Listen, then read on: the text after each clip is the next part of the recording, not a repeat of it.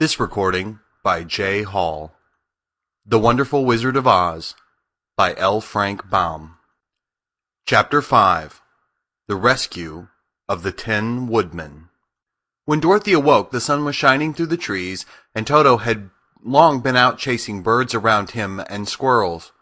She sat up and looked around her, Scarecrow still standing patiently in his corner waiting for her. "We must go and search for water," she said to him. "Why do you want water?" he asked. "To wash my face clean after the dust of the road, and to drink, so the dry bread will not stick in my throat." "It must be inconvenient to be made of flesh," said the Scarecrow thoughtfully, "for you must sleep and eat and drink. However, you have brains, and it is worth a lot of bother to be able to think properly." They left the cottage and walked through the trees until they found a little spring of clear water, where Dorothy drank and bathed and ate her breakfast.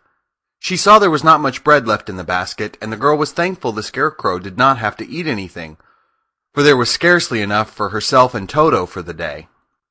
When she had finished her meal and was about to go back to the road of yellow brick, she was startled to hear a deep groan nearby.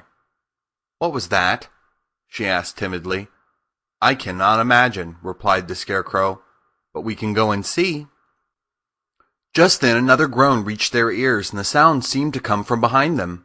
They turned and walked through the forest a few steps, when Dorothy discovered something shining in a ray of sunshine that fell between the trees. She ran to the place and then stopped short, with a little cry of surprise. One of the big trees had been partially chopped through, and standing beside it, with an uplifted axe in his hand, was a man made entirely of tin. His head and arms and legs were jointed upon his body, but he stood perfectly motionless, as if he could not stir at all. Dorothy looked at him in amazement, and so did the Scarecrow, while Toto barked sharply and made a snap at the 10 legs, which hurt his teeth. "Did you groan?" asked Dorothy. "Yes," answered the Tin Man, "I did. I've been groaning for more than a year, and no one has ever heard me before or come to help me." "What can I do for you?" she inquired softly, for she was moved by the sad voice in which the man spoke. "Get an oil can and oil my joints," he answered. "They are all rusted so badly that I cannot move them at all. If I am well oiled, I shall soon be all right again. You will find an oil can on a shelf in my cottage." Dorothy at once ran back to the cottage and found the oil can, and then she returned and asked anxiously, "Where are your joints?" "Oil my neck first," replied the Tin Woodman. So she oiled it, and as it was quite badly rusted, the Scarecrow took a hold of the tin head and moved it gently from side to side until it worked freely, and then the man could turn it himself. "Now oil the joints in my arms," he said, and Dorothy oiled them, and the Scarecrow bent them carefully until they were quite free from rust and as good as new. The Tin Woodman gave a sigh of satisfaction and lowered his axe, which he leaned against the tree. "This is a great comfort," he said. "I have been holding that axe in the air ever since I rusted, and I'm glad to be able to put it down at last. Now, if you will oil the joints of my legs, I shall be all right once more." So they oiled his legs until he could move them freely, and he thanked them again and again for his release, for he seemed a very polite creature and very grateful. "I might have stood there always if you had not come along," he said. "So you have certainly saved my life. How did you happen to be here?" "We are on our way to the Emerald City to see the Great Oz," she answered, "and we stopped at your cottage to pass the night." "Why do you wish to see Oz?" he asked. "I want him to send me back to Kansas, and the Scarecrow wants him to put a few brains into his head," she replied. The Tin Woodman appeared to think deeply for a moment. Then he said, "Do you suppose Oz could give me a heart?" "Why, I guess so," Dorothy answered. "It would be as easy as to give the Scarecrow brains." "True," the Tin Woodman returned. "So, if you will allow me to join your party, I will also go to the Emerald City and ask Oz to help me." "Come along," said the Scarecrow heartedly, and Dorothy added that she would be pleased to have his company. So the Tin Woodman shouldered his axe, and they all passed through the forest until they came to the road that was paved with yellow brick. The Tin Woodman had asked Dorothy to put the oil can in her basket, for, he said, if I should get caught in the rain, the rust again, and I would need the oil can badly. It was a bit of good luck to have their new comrade join the party, for soon after they had begun their journey again, they came to a place where the trees and branches grew so thick over the road that the travelers could not pass. But the Tin Woodman set to work with his axe and chopped so well that soon he cleared a passage for the entire party. Dorothy was thinking so earnestly as they walked along that she did not notice when the Scarecrow stumbled into a hole and rolled over to the side of the road. Indeed, he was obliged to call to her to help him up again.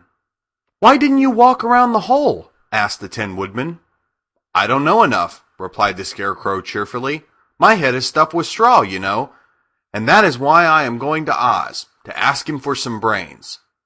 "Oh, I see," said the Tin Woodman. "But, after all, brains are not the best things in the world." "Have you any?" inquired the Scarecrow. "No, my head is quite empty," answered the Woodman.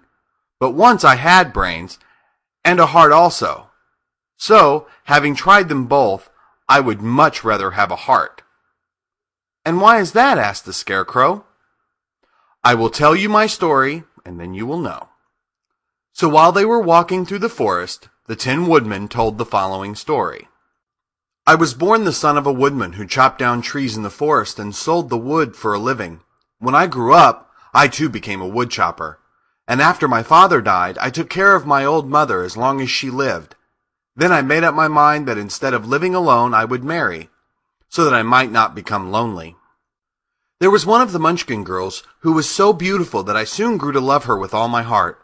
She, on her part, promised to marry me as soon as I could earn enough money to build a better house for her, so I set to work harder than ever. But the girl lived with an old woman who did not want her to marry anyone, for she was so lazy she wished the girl to remain with her and do the cooking and the housework. So the old woman went to the Wicked Witch of the East and promised her 2 sheep and a cow if she would prevent the marriage. Thereupon the Wicked Witch enchanted my axe, and when I was chopping away at my best one day, for I was anxious to get the new house and my wife as soon as possible, the axe slipped all at once and cut off my left leg.